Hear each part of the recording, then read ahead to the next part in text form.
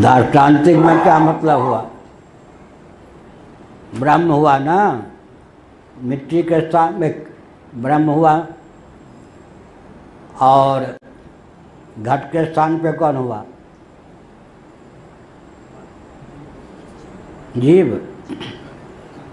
दार्ष्टान्तिक में क्या घटेगा? किसको सिद्ध कर रहे थे शास्त्रार्थ? क्या?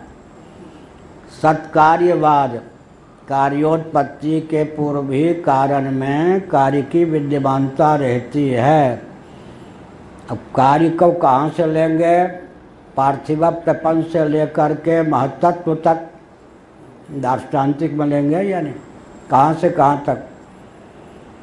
जो भी व्यक्त है वो कार्य है।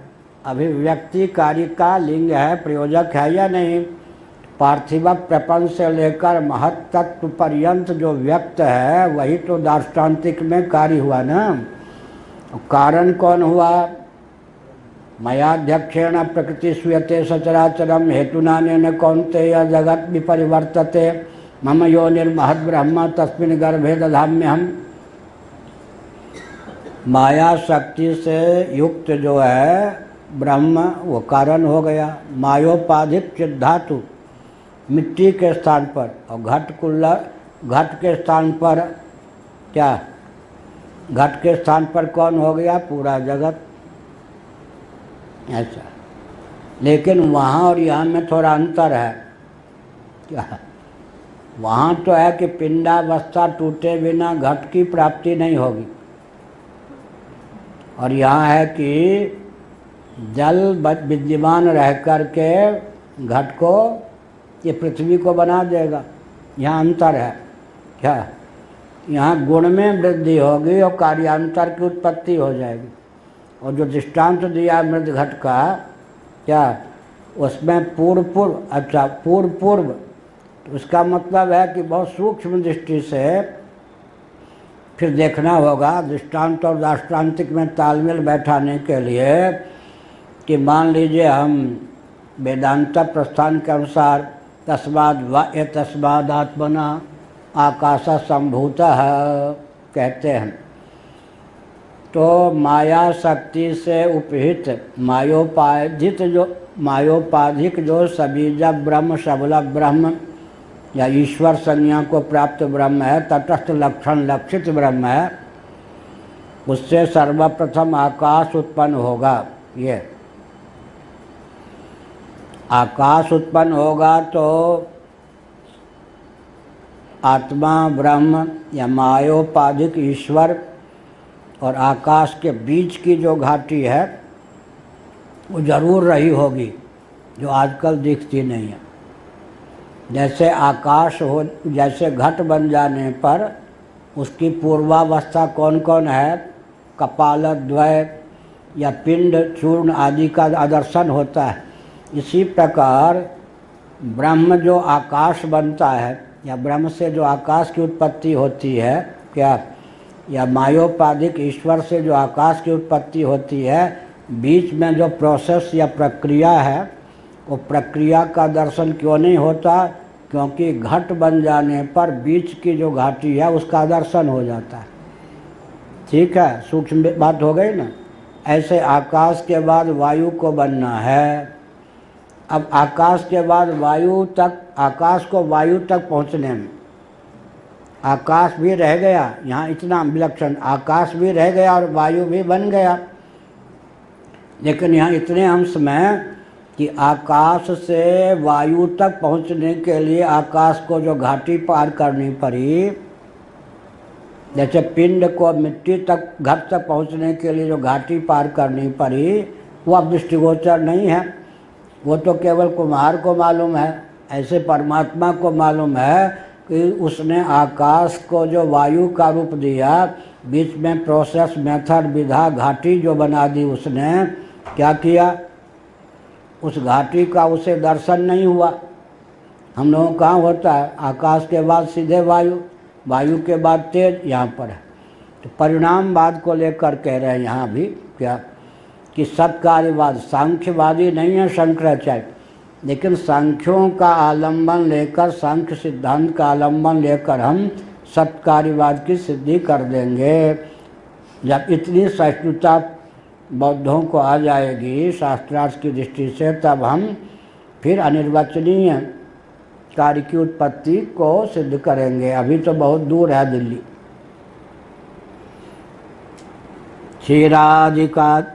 क्षीरोदकादि क्षीराद्यावरणेनैक देशत्व दर्शनात्, क्योंकि एक देश में भी आच्छादी आच्छादक भाव बन सकता है। जैसे कि दूध में पानी मिला दिया, पानी मिला देने पर पानी की विद्यमानता तो दूध में हो गई, और देश भेद की प्राप्ति, स्थान भेद की प्राप्ति भी नहीं हुई।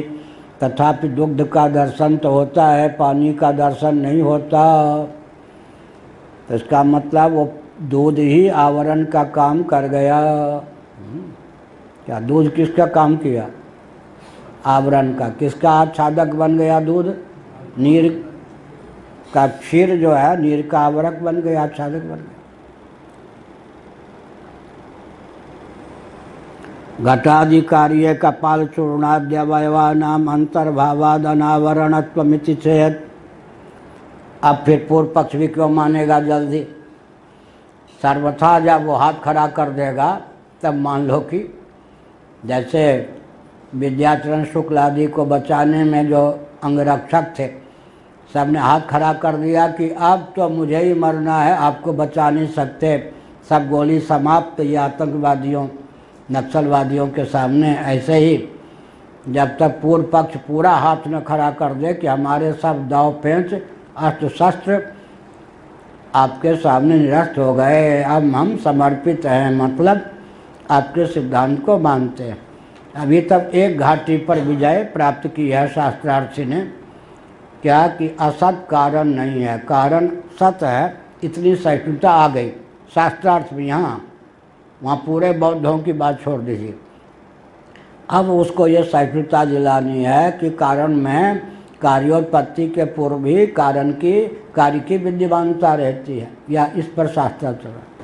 इन्होंने टिप्पणी लिखी, घटादीनि कार्यानि यस्य तस्मिन् मृदात्मनि इति विग्रह। मिट्टी में लक्षणा विग्रह ऐसे करेंगे। घटादि कार्ये कपाल चूर्णाद्यवयवानाम अंतर्भावात् अनावरणत्वमिति चेत। घटादि जो कार्य हैं, कपाल घट की पूर्वावस्था, एक पूर्वावस्था अपनी ओर से ले लें पिंड, फिर पूर्वावस्था चूर्णादि, चूर्णाद्यवयवानाम अंतर्भावात्, इन सब इन सब के अवयव का अंतर्भाव हो जाने के कारण अनावरणत्वम इति, आवरण की सिद्धि नहीं है। क्या मतलब हुआ? आप कहते हैं कि पूर्व जो कार्य होता है अवान्तर कार्य, वो आवरण का काम करता है,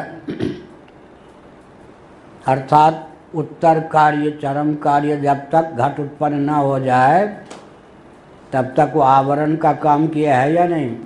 घट क्यों नहीं? घट होता तो दिखता। इसका उत्तर क्या है?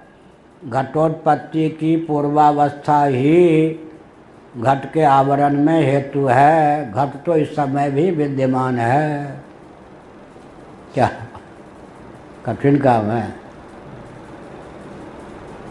जब पिंड के रूप में घट है, माने पिंड ही है, घट नहीं है व्यावहारिक दृष्टि से, या कपालद्वय है, घट नहीं है, तब क्या कहेंगे? घट की पूर्वावस्था जो विद्यमान है इस समय दृष्टिगोचर है, वह सन्निहित घट को देखने नहीं देता, आवरण का काम करता है। यह कहा।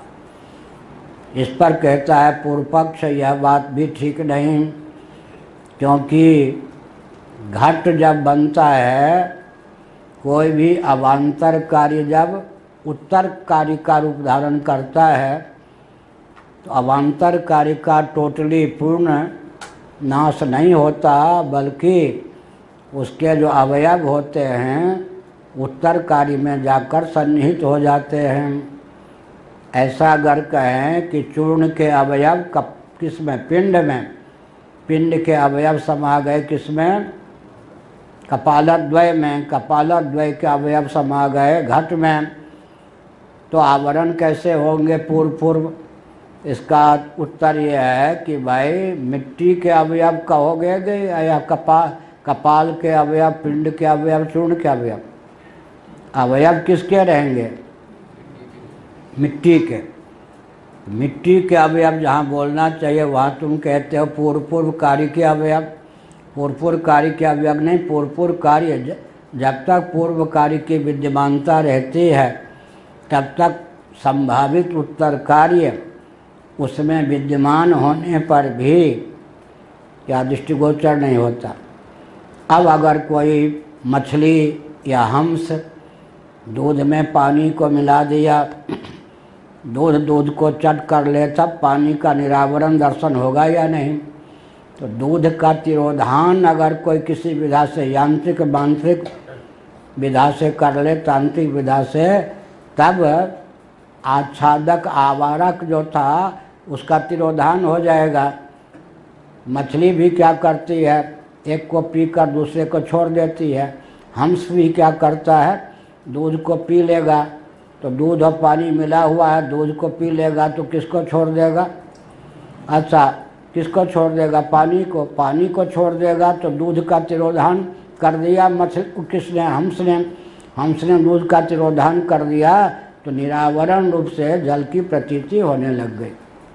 आवरणाभाव एवं यत्न कर्तव्य इति चेत् पिंड कपालावस्थायोर्विद्यमानमेव घटादिकार्यमावृतत्वान्नोपलभ्यत इति चेत् घटादिकार्यार्थिना तदावरण विनाश एव यत्न कर्तव्यो न घटाद्युत्पत्तौ न चैतदस्ति तस्माद् अयुक्तं विद्यमानस्यैवावृतत्वाद्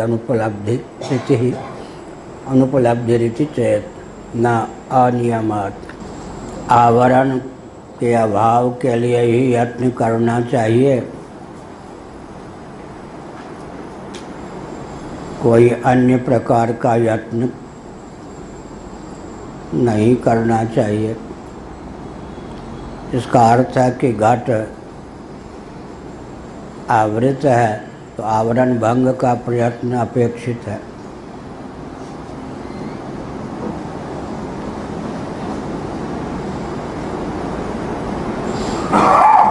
इसका उत्तर यह दिया गया कि आवरण के भेद को भी समझने की आवश्यकता है।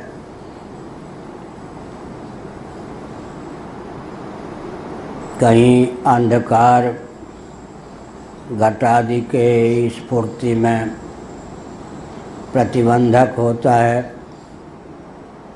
तब अंधकार के अपनोदन के लिए प्रकाश की अपेक्षा होती है और प्रकाश को प्राप्त करने के लिए व्यक्ति उद्यम करता है।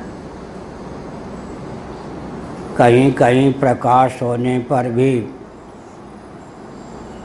दीवाल इत्यादि की ओट में अभीष्ट घट की विद्यमानता के कारण उस घट का दर्शन नहीं हो पाता। ऐसी स्थिति में एक आवरण का प्रकार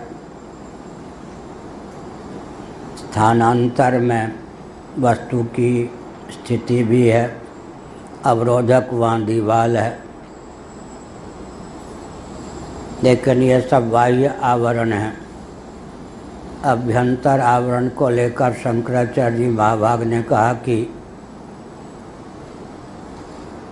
मिट्टी से जो घट उत्पन्न होता है वह चरम कार्य है, लेकिन चरम कार्य की उत्पत्ति के पूर्व जो अवान्तर कार्य होता है वह जब तक विद्यमान रहता है तब तक वह भी तो आवरक बन जाता है। इसलिए अभ्यंतर आवरण को भी समझने की आवश्यकता है, क्योंकि पूर्व कार्य का तिरोधान अपेक्षित है, लेकिन तिरोधान भी इस प्रकार के प्रयत्न से अपेक्षित है जिससे कि चरम कार्य की निष्पत्ति हो सके। अर्थात तिरोधान का अर्थ फिर वह कार्यांतर अपने मूल की ओर न जाकर चरम कार्य की ओर अभिमुख हो जाए। तिरोधान में भी विवेक की अपेक्षा है, तो वह भी एक आवरण है, अर्थात पूर्व कार्य की विद्यमानता। जब तक पूर्व कार्य विद्यमान रहता है, तिरोहित नहीं होता या उसे उत्तरवर्ती संभावित कार्य की निष्पत्ति के अभिमुख और अनुकूल नहीं किया जाता, तब तक पूर्ववर्ती कार्य ही अवरोधक आवरण बनकर विद्यमान रहता है। इसलिए आवरण भंग करने के लिए आप कहते हैं प्रयत्न करना चाहिए, लेकिन यहाँ आवरण भंग के साथ साथ वस्तु का प्रकाश भी अपेक्षित है, क्योंकि आत्मा ही स्वप्रकाश है। तो 4 10 20 पदार्थ स्वप्रकाश हो ही नहीं सकते। केवल आत्म तत्व या ब्रह्म तत्व ही स्वप्रकाश है। वहाँ अज्ञानकृत आवरण के ही विध्वंस की आवश्यकता है। वस्तु तो स्वप्रकाश है, लेकिन घटादि जो स्वप्रकाश पदार्थ नहीं हैं, उनके लिए आवरण के अपनोदन के अतिरिक्त वस्तु उद्भासित हो तदर्थ भी प्रकाश की अपेक्षा होती है, और प्रकाश के निष्पत्ति के लिए प्रयत्नांतर की भी अपेक्षा होती है। अतः आवरण भंग और वस्तु प्रकाश दोनों ही अभीष्ट है। केवल आवरण भंग से ही काम नहीं चलता। पिंड कपालावस्थयोर विद्यमानमेव घटाधिकार्यम आवृतत्वाद नोपलभ्यता इति चेत। पिंड कपाल इत्यादि जो चरम कार्य रूप घट की पूर्वावस्था हैं, उन्हीं से भविष्यत गति से जिसको समुत्पन्न होना है घट आवृत है। आपने यह कहा, केवल इतना मान लें कि घटोपलब्धि न होने में कारण पूर्व कार्य की विद्यमानता है, तो वो पूर्व कार्य जो है वही आवरण का काम करता है। उसके अपनोदन कर देना चाहिए।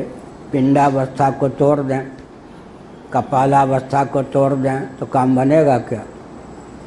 आवरण भंग से ही काम नहीं चलेगा ना। जिसको हमने आवरण माना है, उत्तर कार्य के अभिमुख उस आवरण को करेंगे तब काम चलेगा। या सब काम डंडे से ही नहीं चलता है क्या? एक बहुत विचित्र बात है। व्यवहार के लिए भी यह सब आवश्यक है। जो आच्छादक है वो अभिव्यंजक होता है या नहीं? क्या आच्छादक है वो अभिव्यंजक होता है, पर सब में यह कहाँ कला है कि आच्छादक को अभिव्यंजक बना लें। ध्यान गया? तत्र सत्वम निर्मलत्वात् प्रकाशक बनामयम सुख संज्ञेन वदनाति ज्ञान संज्ञेन चानघ। गीता 14वां अध्याय। सत्वगुण जो है प्रकाशक, तत्र सत्वम प्रकाशकत्वात्, प्रकाशक होने के कारण हेतु दिया। निर्मल है, अनामय है, तो आत्मा जो कि सुख स्वरूप और ज्ञान स्वरूप है उसका अभिव्यंजक है या नहीं? अभिव्यंजक भी है। और अगर हमने यह नहीं समझा कि आत्मस्वरूप जो बिंब है, चिद रूप है, आनंद रूप है, उसी का सत्वगुण अभिव्यंजक संस्थान है। तब जो अभिव्यंजक संस्थान है वो आवारक या आवरक या आच्छादक होगा या नहीं। अर्थात मुझे जो सुख प्राप्त हो रहा है, ज्ञान प्राप्त हो रहा है, यह तो सत्वगुण की बलिहारी है, सत्वगुण की देन है। तो क्या हुआ, अभिव्यंजक आवरक हो गया या नहीं। इसीलिए बड़ी विचित्र बात है, गिने चुने व्यक्ति होते हैं जो आच्छादक को अभिव्यंजक बना लेते हैं, उसकी आच्छादकता को मिटा देते हैं। ये सब वेदांत जो है ना, व्यवहार में भी दक्ष बनाता है ना। शुचिर दक्षः, शुचिता दक्षता वेदांत से जीवन में आवे, इस ढंग से वेदांत या दर्शन शास्त्र का श्रवण करना चाहिए। अब क्या है, जीवन मुक्त और बद्ध में क्या अंतर है। जीवन मुक्त जो होते हैं वो मीठा मीठा हव कड़वा कड़वा थू, इसका मतलब उनके जीवन में सत्वगुण आत्म तत्व का अभिव्यंजक तो बना रहता है जब तक जीवन है, आच्छादक नहीं रहता। क्योंकि वो समझते हैं कि आत्मा जो चिदानंद स्वरूप है उसी की अभिव्यक्ति सत्वगुण के द्वारा हुई है। सत्वगुण स्वतः चिदानंद नहीं है। इस प्रकार सत्वगुण की क्या होती है, शुद्धि हो जाती है, सत्वगुण का शोधन हो जाता है। अर्थात सत्वगुण केवल अभिव्यंजक बन के शेष रहता है, आच्छादक सिद्ध नहीं होता। जीवन में यह कला आनी चाहिए कि जिसको हम समझते हैं इसी के कारण हमारा उत्कर्ष नहीं है, वो उसमें वो हेतु है या आप हेतु हैं। आप उसको आवरक समझते हैं, आच्छादक समझते हैं, आप में वो क्षमता नहीं है कि उसको अभिव्यंजक बना लें। अभिव्यंजक होता हुआ आच्छादक होगा, उसी का नाम कोश है। ये कोश की परिभाषा नहीं मिलेगी और शास्त्र सम्मत। पूज्य गुरुदेव ने कहा था, तुम जो भी बोले पंचकोश पर, एक बार हुई थी घटना, सब शास्त्र सम्मत है, लेकिन कहीं ये मिलना ही भी संभव नहीं है। इसलिए तुमने पंचकोश पर अपना भाव लिखा या नहीं। हमने कहा लिखा तो नहीं, अभी जाके लिखो। बुद्धि पे भरोसा मत करो कि दूसरे क्षण यह भाव आवे। जो कुछ तुमने पंचकोश का मेरे सामने वर्णन किया सब शास्त्र सम्मत है, लेकिन कहीं एक जगह या छिटफुट मिलना भी कठिन है। शास्त्र के तात्पर्य को समझकर जो ढाला गया है वो विधा विचित्र है। इसी प्रकार से यहाँ समझना चाहिए कि वो व्यक्ति व्यवहार कुशल होता है जो आवारक या आच्छादक को अभिव्यंजक बना लेता है और आच्छादक नहीं रहने देता, वही जीवन मुक्त हो जाता है। व्यवहार में भी उसी के दिव्यता का संचार होता है। सामान्य व्यक्ति अभिव्यंजक होता हुआ आच्छादक है इस बात को नहीं जानते, उनके लिए आच्छादक ही वो पदार्थ या व्यक्ति बना रहता है। उनमें यह क्षमता नहीं कि आच्छादकता उसकी तिरोहित हो जाए और अभिव्यंजकता बनी रहे। यहाँ तो सत्वगुण भी है और उसके माध्यम से ज्ञान और आनंद की अभिव्यक्ति भी है। विद्यमानता में भी तो आवरण होता है ना। आवरण के कई प्रकार हैं, यहाँ 2-3 प्रकार का वर्णन किया गया। अब मान लीजिए घट बन भी चुका, प्रकाश भी है, दीवाल आदि के ओट भी नहीं है, इसका यहाँ वर्णन नहीं है अपनी ओर से, परंतु हम आँख मीचे हुए। अब यहाँ पर घट के दर्शन में आवरण कौन सिद्ध हुआ, आँख का उन्मीलन।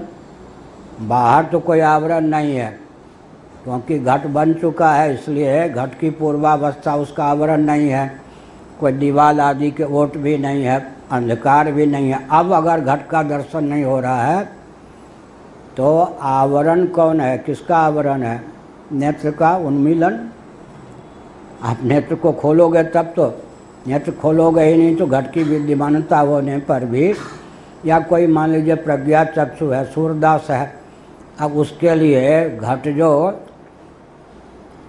आवृत है तो वहाँ आवरण कौन है? घट तो बन चुका है, घट तो प्रकाश के बीच में ही रखा हुआ है, जहाँ रखा हुआ है वहाँ प्रकाश पुंज भी है और दीवाल आदि के ओट भी नहीं है। अब उसके लिए घट नहीं है जो कहता है, या घट का भान नहीं हो रहा है, अभानापादक और असत्वापादक आवरण द्वय हो गए या नहीं? घट होता तो दिखाई पड़ता एक, इसका नाम हो गया असत्वापादक। घट भाषित ही नहीं हो रहा है, घट है ही नहीं, घट भाषित नहीं हो रहा है। इसमें तो फिर नेत्र, जिस करण के द्वारा घट का अधिगम होना है, घट के रूप का अधिगम होना है, वो करण आपके पास नहीं है, तो घट का दोष नहीं है। आपको एक आवरण प्राप्त है, नेत्रहीनता रूप आवरण है। नेत्र संपन्न है तब नेत्र का उन्मूलन रूप आवरण है।